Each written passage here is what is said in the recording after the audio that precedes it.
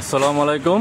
এটা আমাদের হাতে কিনা মেম্বার সাহেব, আমাদের মেম্বার আলহাজ, এই নিয়ে আমাদের আমেরিকায় চলে যাবে আজকেই ওনার ছেলের কাছে। ওনার ছেলে আমেরিকায় থাকে। তা আমাদের এখন আলহাজ মাদের মেম্বারের কাছ থেকে শুনবো যে আমেরিকায় যাওয়ার সম্পর্কে বলেন। আলহামদুলিল্লাহ, আমি আজকে 3:25 ট্রেনে ঢাকা যাব।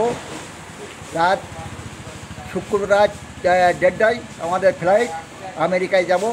আমাদের আমেরিকার জায়গার নাম হলো Buffalo new York city and new York city. এখানে যাব, কারণ এই জায়গায় আমাদের এই ভাই ধানের বীজ বেচাকেনা করে, ভালো মন্দ যেটা ভালো লাগে এখান থেকে বীজ সংগ্রহ করে বীজগুলো ভালো হবে, এই আমার আশ্বাস। এই জন্যে আমি দু একটা কথা বলে আর কি বলবো, বেশি আর কিছু বললাম না।